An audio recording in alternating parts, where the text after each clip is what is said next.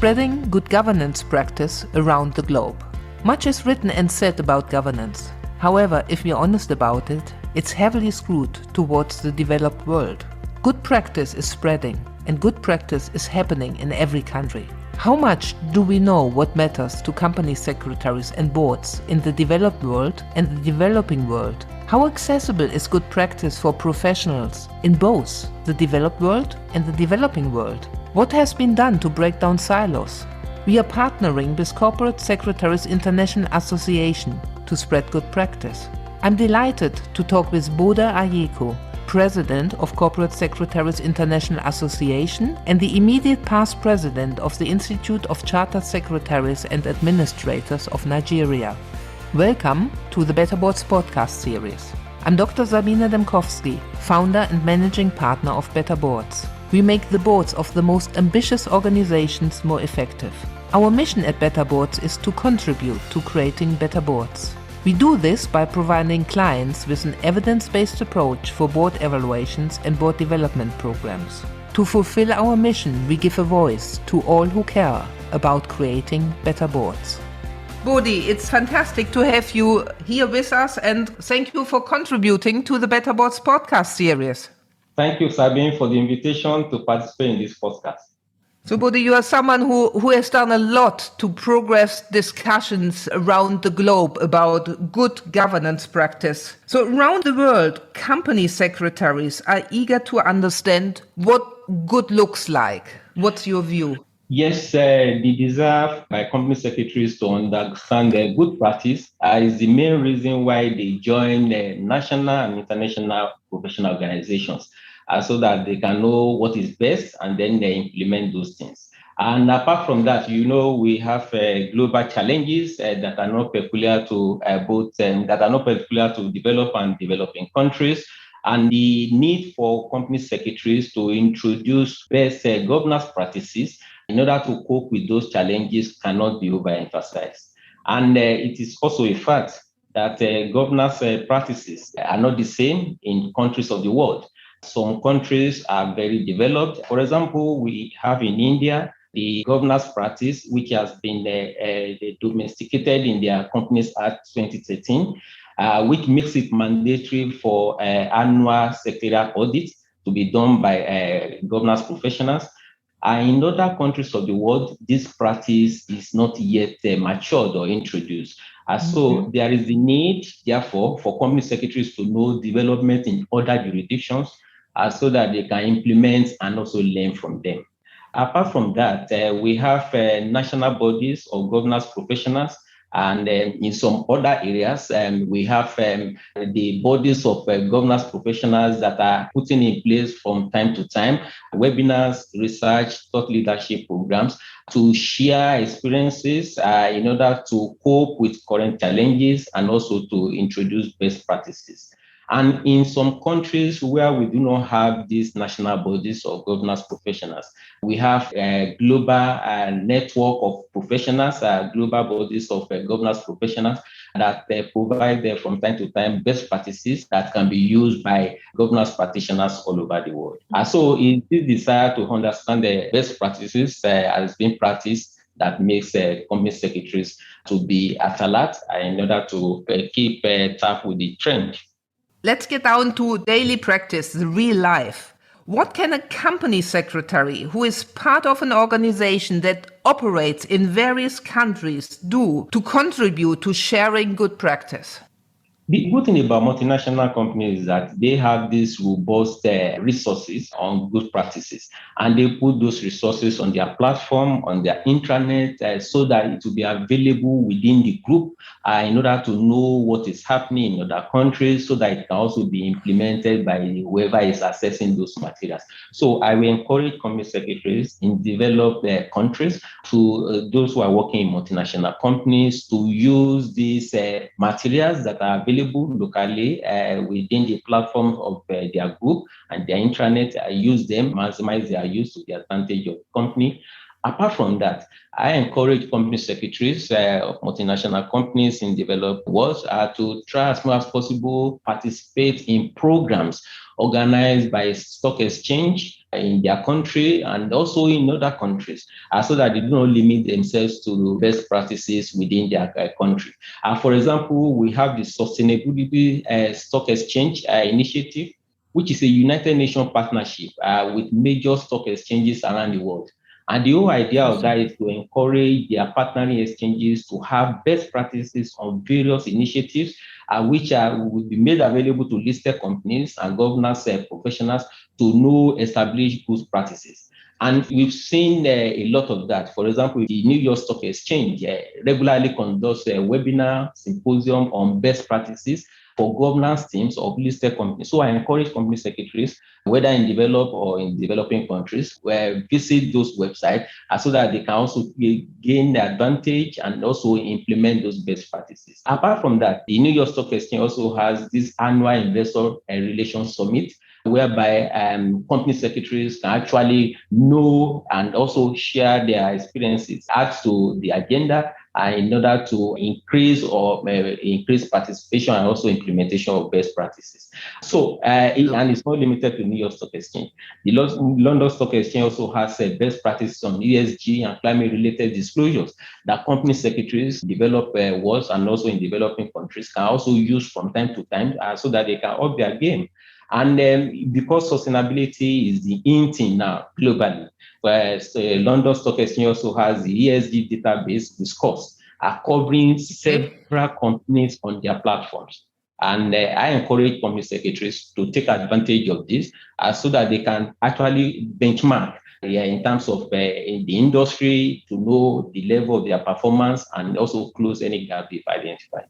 No, these are very good points, Bode. And I know by working with company secretaries, they very often get bogged down in the work for their organization. So it's really a call to take some time out, spend some time, put data into the intranets, into these platforms, and go out and take advantage of these programs in order to get inspired. It's a very good point. So what do you tell company secretaries, or what should company secretaries in the developing world do? I mean, I know from speaking with you, there are fantastic initiatives, not only in the developed world, but also in the developing world. And frankly, people who sit like me in London very often don't hear about such initiatives, but it's some fantastic work taking place, which I shared with your CEO, for example, what's taking place in Malaysia. What should company secretaries in the developing world do more of? I will encourage company secretaries in developing world to also proactively reach out to other colleagues within their country or maybe within the axis of developing countries and also their counterparts in developed worlds so that they can know the latest trend, the best practices, and then compare with what obtains locally.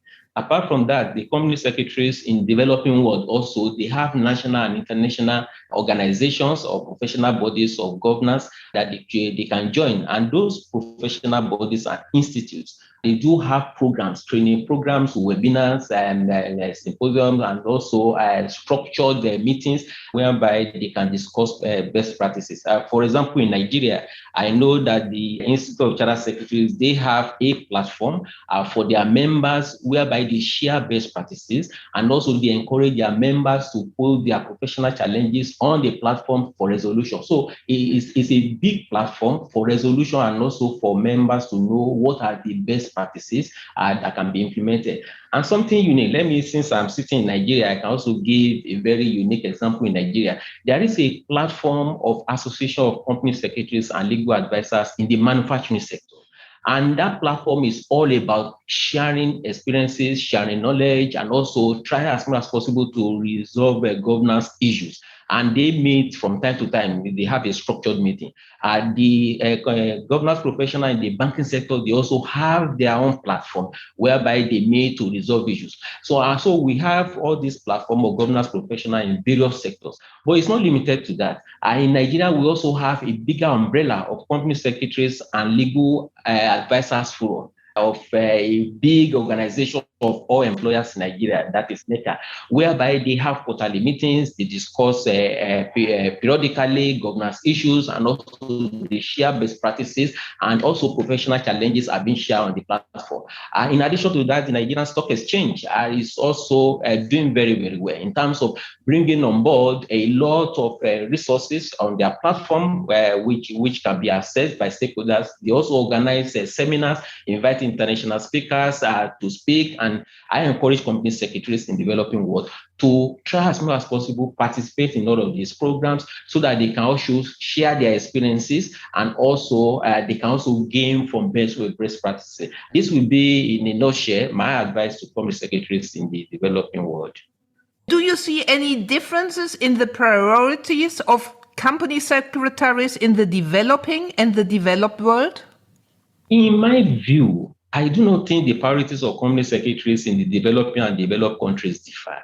And the reason is simple. Companies in both developed and developing countries are facing the same global challenges relating to climate change, sustainability, technology, and other disruptions. Even the pandemic, COVID is not limited to a particular zone of the world. It's a global issue. And sustainability, long-term sustainability of entities, of organizations has remained the focus of most stakeholders. So the company secretaries are actually, both developed and developing countries, are interested in how to effectively manage this climate change issue in such a way that they inform the stakeholders, they try to mitigate the climate risk, they take advantage of the opportunities.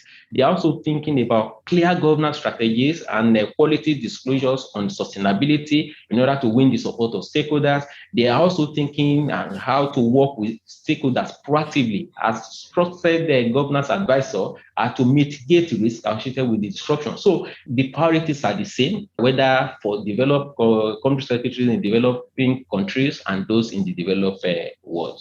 No, fantastic, Bode. I think it's a very important message because a lot of the governance literature and everything is still heavily skewed towards the Western world.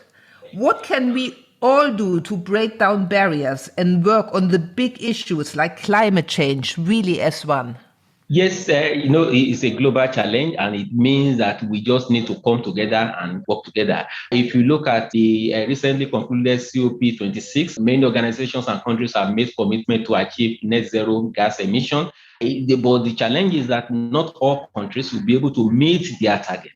And so we have some countries that will be able to meet that, and some organizations will be able to do that. So there is the need for us to understand one fact, that the climate change challenge cannot be addressed by one particular bloc, maybe developed countries alone. We need to work together.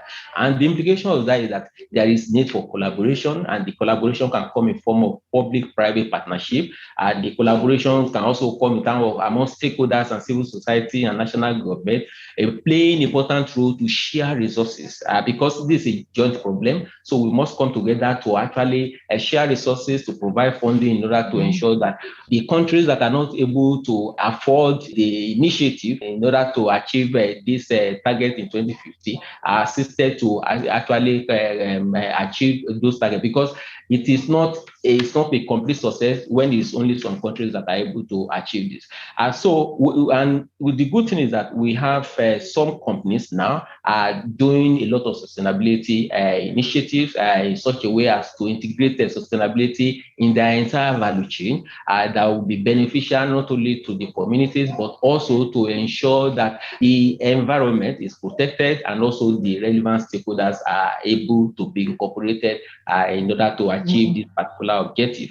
And apart from that, there is the need for the company secretaries to also build capacities in the various countries, whether developed or in developing world. We have a very good innovative practices that have been implemented to combat climate change. For example, in developed countries, they can make that available. They can share that with countries, maybe in the developing world, so that they can also implement those best practices. Apart from that, recently a survey was conducted by an international organization on climate change. And that report, the survey, showed clearly that there are many opportunities for knowledge sharing between the jurisdictions and also among organizations and also individual governance professionals. So the research report demonstrated clearly on this climate change, the actions that can be taken by company secretaries to drive climate change in the organization, and the role of the board and the stakeholders in ensuring effective engagement with stakeholders, and also the risk management framework to mitigate the climate risk. Bode, these were really good insights, concrete examples, what company secretaries can do. Is there anything organizations should, in your view, do more of? Yes, we should not rest until we are able to achieve the objective. The organization, I will encourage organizations both in developing and developed worlds to ensure that they have rich database and maybe internal platforms like intranet, which will store or warehouse the best practices, which should be made available to all relevant stakeholders, particularly the governance professionals. They should share these best practices generously, as long as intellectual property will not be infringed. Make it also available to the global community so that we can jointly achieve the desired objective. Apart from that, organizations should encourage their employees to attend summits, webinars, training programs, whether organized by national bodies or international organizations and the Nigerians and the stock exchanges. The advantage of that is that no organization should assume that we have the best practice. Organizations should have this mindset that we're still learning, we are still searching for best practices, so they should be open to new initiatives. While they are sharing what they have, they should also be willing to accommodate those new things that they know that will benefit mankind and also all stakeholders. In addition to that, I encourage organizations to identify and celebrate best practices developed by governance professionals within their group. The importance of that is that it will motivate others to actually think of what they can do better. So that there is something like recognition of best practices, and let's share whatever we have for the good of all. Okay. Thank you so much. Let's come to an end, Bode. What are the 3 things our listeners should take away from this podcast? I just encourage our listeners to know that good governance is a global goal to address the sustainable development goals and disruptive global events like climate change. The climate change issue is not a challenge that can be addressed by one stakeholder alone. So all stakeholders must work together and share knowledge and resources to create resilient and also sustainable environment. That is one. The other point is that there is an existing community of governance professionals and also global stakeholders that are committed to good governance, and they are willing to share experiences and knowledge that will be accessible in all countries across the world. Because what we are talking about is just knowledge sharing. So corporate secretaries, as we know, they are the drivers and gatekeepers of governance in organizations, and they are responsible to ensure that things are done properly in line with the expected, at least the good practice.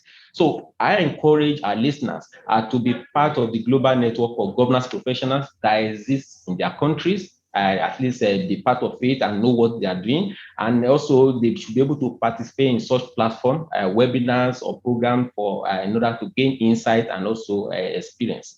And the third point is that, yes, we know that there are many challenges facing organizations, both in the developed and the developing countries. The good news is that there is equally a wealth of resources available through networking to address the challenges. So I encourage governance professionals across the world and listeners to try as much as possible to participate, use all these platforms so that they know about best practices and implement them. Thank you so much, Bode. Thank you so much for making the time and contributing to the Better Boards podcast series.